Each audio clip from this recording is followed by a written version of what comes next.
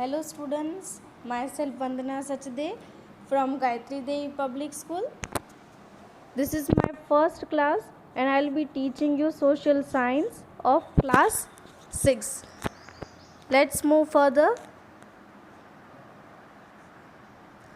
Let us first start with the activity.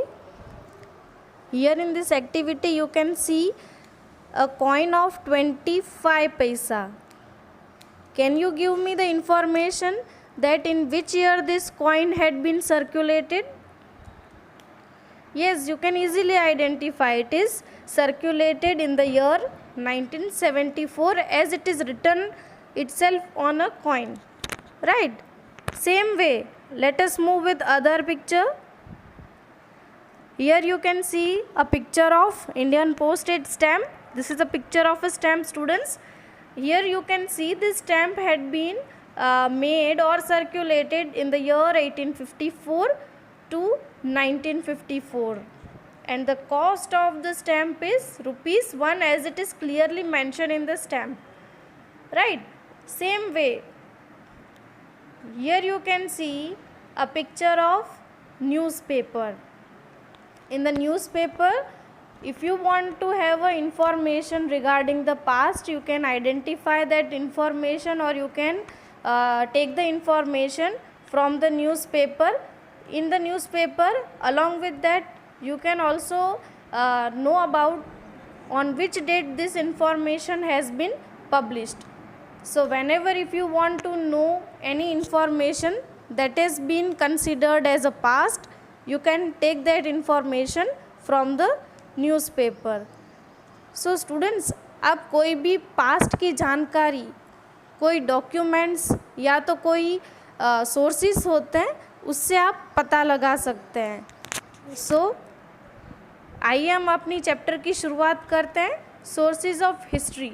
Basically we are into this chapter for knowing our history. हम अपने history की जानकारी कहाँ से पता लगा सकते हैं, इस चैप्टर में हम उस बारे में जानेंगे.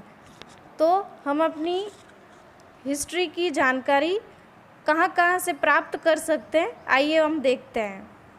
सो we can know about our sources of history from coins. As you can see in the picture, first it is coins, stamps, vessels, पुराने जो बर्तन होते हैं, आइडल्स जिसको हम मूर्ति बोलते हैं, न्यूज़पेपर्स, मॉन्यूमेंट्स.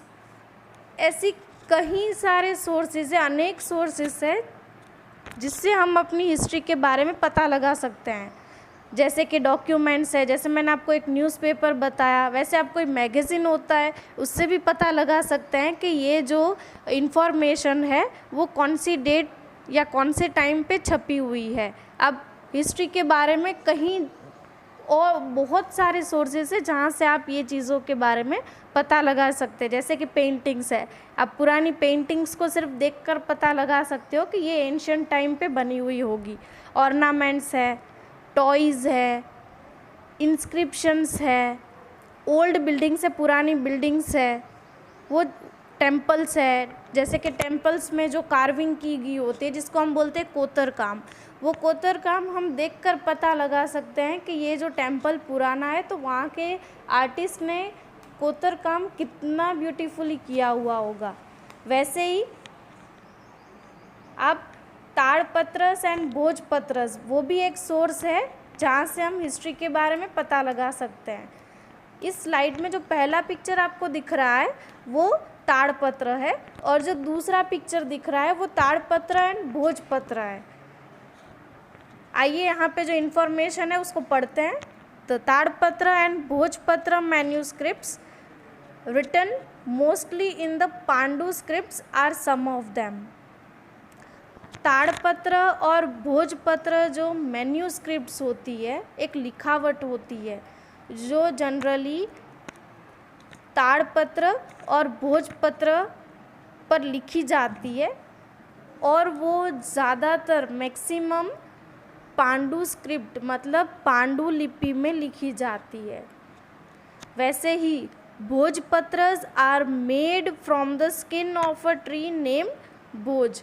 भोजपत्र मतलब क्या होता है? भोजपत्र जनरली एक जो भोज नाम का पेड़ होता है उसकी छाल पर से उसकी छाल निकालकर उसके ऊपर जो पांडुलिपि में लिखावट होती है उसको हम क्या बोलते हैं, भोजपत्र।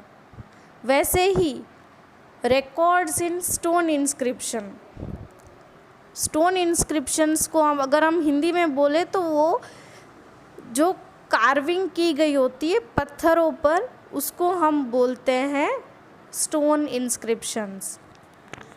सो स्टूडेंट्स, स्टोन इंस्क्रिप्शंस पुराने ज़माने में कहाँ पर और कैसे यूज़ हुआ है वो हम देखते हैं। इन ancient times main incidents like achievement of Kings, writing of orders and treaties with other states were carved on stones or metal plates। मतलब यहाँ पर क्या बोला गया है कि पुराने ज़माने में कोई ऐसे मेन इंसिडेंट्स होते हैं। कौन कौन से इंसिडेंट्स? जैसे कोई राजा महाराजा ने कुछ अचीव किया हो, कुछ हासिल किया हो, ऐसे बोल सकते हैं हम। या फिर राइटिंग ऑफ ऑर्डर्स, कुछ रूल्स होते हैं बने गए होते हैं, या फिर कोई ऑर्डर लिखना होता है। या फिर एक और चीज़ यहाँ पर मेंशन की गई है, ट्रीटीज़ विथ अदर स्टेट्स। मतलब पुराने ज़माने में राजा महाराजा कुछ एग्रीमेंट करते हैं तो वो एग्रीमेंट भी कार्व्ड किया जाता है। कहाँ पर? स्टोन्स या तो मेटल प्लेट्स पर। और ऐसी कार्विंग जो स्टोन्स या तो मेटल प्लेट्स पर की जाती है उसको हम क्या बोलते हैं? इंस्क्रिप्शंस।